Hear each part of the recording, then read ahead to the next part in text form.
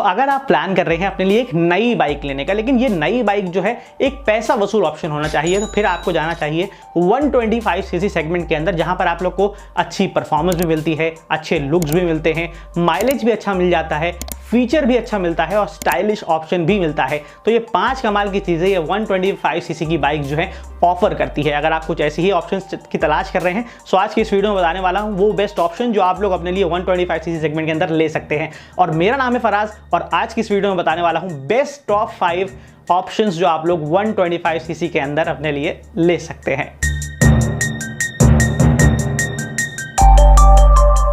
Finally अब बात करने वाला हूं सबसे पहले उस बाइक के बारे में जो ओवरऑल पैकेज है बहुत ही कमाल का। मैं बात कर रहा हूं टीवीएस रेडर 125 की। ये एक स्पोर्टी स्ट्रीट फाइटर डिजाइन वाली बाइक है जो अपाचे सीरीज की तरफ से आती है। ये एक अपाचे सीरीज वाली इंस्पायर्ड मोटरसाइकिल है जो टीवीएस रेडर 125 के नाम से जानी जाती है। ये एलईडी हेडलैम्प्स के साथ आती है, एग्रेसिव टैग श्राउड्स मिलते हैं, स्प्लिट सीट मिलती है, शार्प टेल सेक्शन मिल जाता है और ग्राफिक्स भी बाइक के अंदर हाल ही में नए आए हैं और नए कलर ऑप्शंस भी ऐड किए गए हैं। अब इंजन की जहां पर बात है तो इस बाइक के अंदर आप लोग को जो इंजन मिलता है ये 124.8 सीसी का एयर कूल्ड इंजन मिलता है जो पावर 11.2 bhp की जनरेट करता है और टॉर्क 11.2 Nm का जनरेट करता है।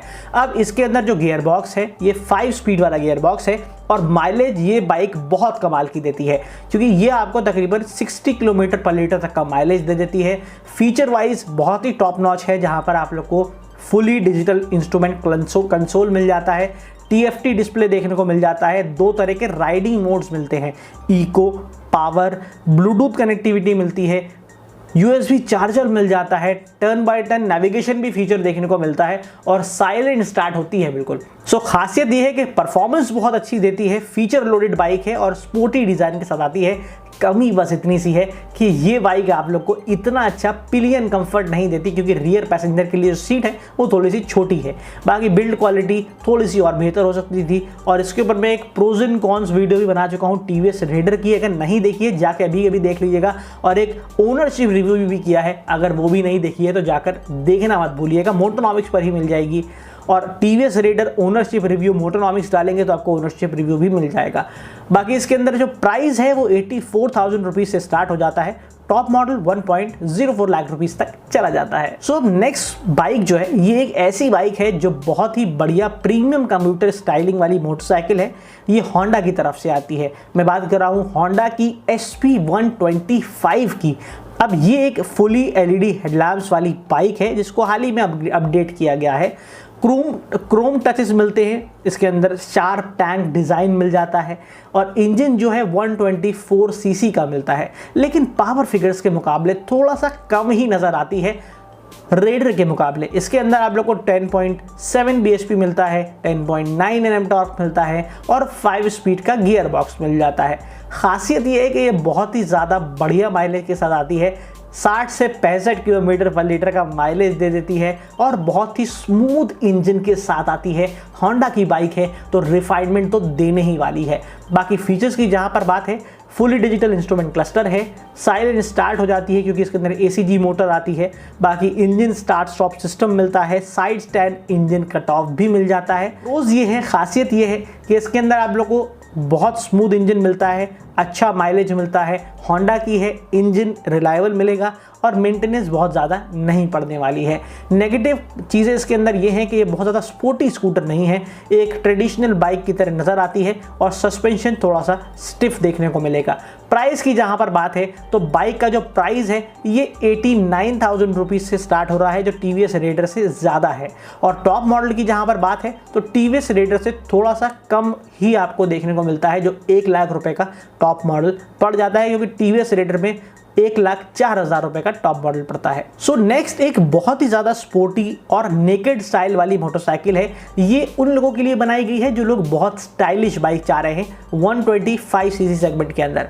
अब ये एक बहुत ही बढ़िया नेकेड डिज़ाइन की मोटरसाइकिल है जो हीरो की तरफ से आती है। हाल ही में एक स्पोर्टी बाइक डिज़ाइन करी गई है, बहुत ही कमाल की बाइक बनाया गया है।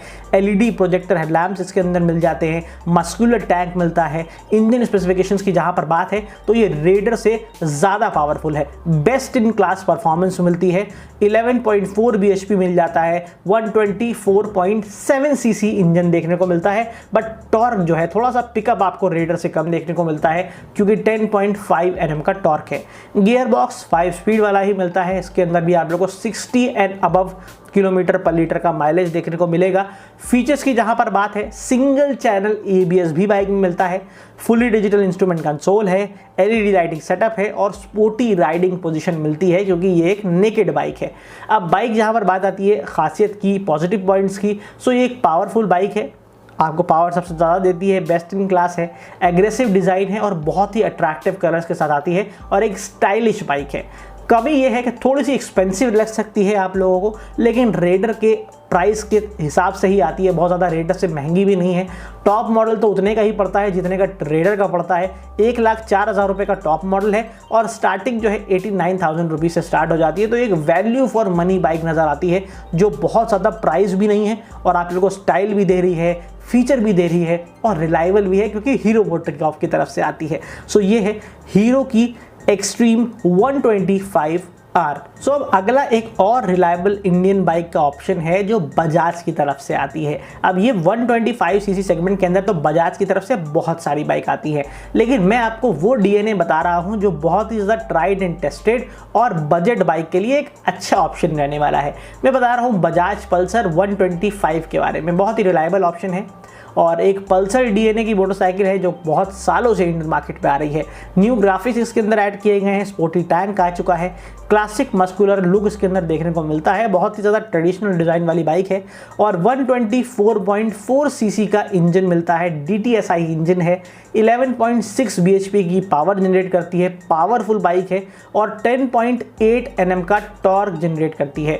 सो इसके अंदर तकरीबन थोड़ी बहुत ज़्यादा ही पावर देखने को मिलने वाली है, लेकिन ये एक ट्रेडिशनल डिज़ाइन के साथ आती है तो आप लोग को शायद इतनी अच्छी ना लगे क्योंकि इसके अंदर इतना बढ़िया डिज़ाइन नहीं मिलता है। लेकिन ये बाइक एक्चुअल में एक पैसा वसूल है और इसके अंदर आप लोग को जो फीचर्स मिलते हैं वो बहुत ज़्यादा बेसिक मिलते हैं। जो सेमी डिजिटल कंसोल है, CBS यानी कॉम्बी ब्रेकिंग सेटअप जो होता है वो इसके अंदर देखने को मिलता है, LED DRLs मिल जाती हैं और बहुत ज़्यादा डिजिटल स्क्रीन या फिर आप लोग को डिजिटल LED लाइटिंग सेटअप वगैरह नहीं मिलती। माइलेज आपको 50 to 55 किलोमीटर पर लीटर का ही देखने को मिलता है। अफोर्डेबल बाइक है, खासियत यही है सबसे बड़ी कि अफोर्डेबल बाइक है, एक प्रूवन इंजन रिलायबिलिटी के साथ आती है और हाईवे के लिए भी काफ़ी अच्छी रहती है। आप लोग डेली कम्यूट करेंगे, थकान नहीं होगी आपको इसमें। नेगेटिव ये रहने वाला है कि इसके अंदर आप लोगों को बहुत बेसिक फीचर मिलते हैं, हल्की फुल्की वाइब्रेशन भी देखने को मिलती है, लेकिन जहाँ पर मैंने बताया कि भाई एक अफोर्डेबल ऑप्शन है और जितनी भी बाइक्स मैंने आपको अभी तक बताई है उनके मुकाबले आपको एक काफ़ी वैल्यू फॉर मनी देखने को मिलेगी। 85,000 रुपीज़ से स्टार्ट हो जाता है इसका बेस मॉडल और टॉप मॉडल आप लोग को 1 लाख रुपए से भी कम के अंदर मिल जाता है जो तकरीबन 93,000 रुपीज़ का पड़ जाता है। So last but not the least एक ऐसी बाइक बताने वाला हूं जो अगर आप एक फैमिली ओरिएंटेड पर्सन हैं और फैमिली के लिए बाइक चाहते हैं और एक अच्छी 125 सीसी की बाइक चाहते हैं 2025 के अंदर, तो आप लोग होंडा शाइन के लिए भी जा सकते हैं जो बहुत ज़्यादा स्टाइलिश DNA के साथ तो नहीं आती है, लेकिन सिंपल क्लीन कम्यूटर लुक के साथ, अपडेटेड ग्राफिक के साथ और एक लंबी सी सीट मिलती है जो आपको बहुत कंफर्टेबल पोस्चर देती है। डेली कम्यूटिंग के लिए आपका सफ़र बहुत आसान बना देती है और अगर आपके घर में फैमिली है, बीवी बच्चे भी हैं, तो आप लोग आराम से बाइक को लेके आराम से कम्यूट कर सकते हैं। अब इंजन की बात करते हैं तो भैया 124 cc का इंजन मिलता है, 10.7 bhp मिल जाती है, टॉर्क 11 Nm का मिलता है और माइलेज की जहाँ पर बात है तो 55 to 60 किलोमीटर पर लीटर तो माइलेज आराम से मिल जाएगा। खासियत ये है कि बहुत कंफर्टेबल है, सीट बहुत लंबी मिल जाती है, रिलायबल है, इंजन बहुत स्मूथ है, लो मेंटेनेंस इंजन है। इंजन की तरफ जो रॉयल होंडा का तरफ से ये बाइक आती है तो ये बहुत ही कमाल का रॉयल इंजन है जो बहुत सालों से इंडियन मार्केट में आ रहा है और इसकी अगर बात करते हैं फीचर की तो बहुत साइलेंटली स्टार्ट हो जाता है और एनालॉग डिजिटल कंसोल मिलता है, कॉम्बी ब्रेकिंग सेटअप मिल जाता है। बस कमी इतनी है कि बहुत ज़्यादा स्पोर्टी अपील नहीं मिलती, बेसिक फीचर के साथ आती है और बहुत एडवांस टेक देखने को नहीं मिलता। लेकिन आप प्राइस सुनेंगे तो आपको लगेगा कि भाई सबसे ज़्यादा अफोर्डेबल बाइक यही है और सबसे कम प्राइस में 125 सीसी की कम्यूटर जो आपको सफ़र में आसानी देगी, डेली कम्यूट करने में थकान नहीं महसूस कराएगी, तो फिर ये होंडा शाइन 125 एक बहुत अच्छी बाइक है जो 83,000 रुपीज़ के आसपास से स्टार्ट हो जाती है और टॉप मॉडल 87,000 रुपीज़ तक चला जाता है, जो कि स्कूटर से भी कम है और बहुत ही अफोर्डेबल प्राइस पे ये बाइक आती है 125cc सेगमेंट के अंदर। सो अब देखिए, बात करते हैं सबसे ज़्यादा वैलिड ऑप्शन आपके लिए कौन सा रहने वाला है। सबसे कम की अगर बात करें कि आपको जो थोड़ा सा ऐसा लगेगा कि यार बहुत ज़्यादा पुरानी हो चुकी है बाइक और इस सेगमेंट में आती है, रिलायबल है, अफोर्डेबल है, लेकिन आप लोग को इतना ज़्यादा अपील नहीं करेगी, डिज़ाइन इतना इंप्रेसिव नहीं लगेगा क्योंकि बहुत सालों से आ रही है। सो जो मैं पल्सर की बात कर रहा हूँ, पल्सर के अंदर आप लोग को बहुत ज़्यादा फीचर या कंफर्ट नहीं देखने को मिलेगा, मतलब आपको इतना स्टाइलिश नहीं देखने को मिलेगी। लेकिन जहाँ पर बात आती है आप लोग को कंफर्ट भी मिलेगा और आप लोगों को डेली कम्यूट करने में ज़्यादा प्रॉब्लम भी नहीं होगी, लेकिन बेसिक बाइक होगी, तो फिर वो होंडा शाइन के लिए आप लोग जा सकते हैं। लेकिन अगर आप लोग को एक ऐसी बाइक जाननी है जो एक बहुत ही कमाल का ऑप्शन हो, बिल्कुल 5 स्टार बाइक हो, पैसा वसूल हो और आप लोग को ज़्यादा प्राइस भी ना पे करना पड़े और आपको सारी चीज़ें मिल जाएँ, डिजिटल क्लस्टर भी मिल जाए, फीचर भी मिल जाए, कलर्स भी मिल जाए, ग्राफिक भी मिल जाए और स्टाइलिश भी मिल जाए, 125cc में भी मिल जाए और पावर भी मिले, तो फिर आप लोग टीवीएस रेडर 125 के लिए जा सकते हैं। लेकिन उसके बाद अगर आप लोगों को सबसे ज़्यादा स्टाइलिश बाइक चाहिए तो फिर एक्सट्रीम 125 आपके लिए एक अच्छा ऑप्शन है जो स्पोर्टी सेगमेंट का ऑप्शन है।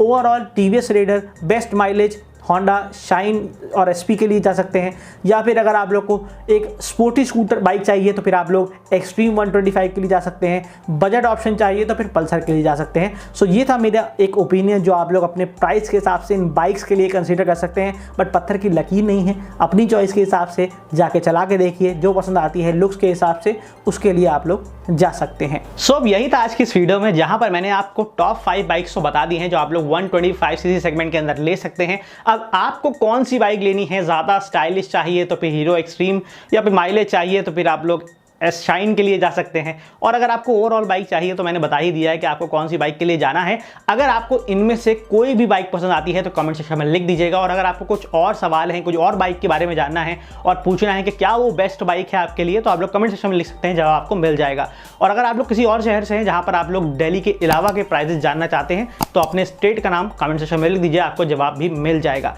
आज की इस वीडियो में यही था, मिलते हैं नेक्स्ट वीडियो में, तब तक के लिए ड्राइव सेफ, राइट हार्ड।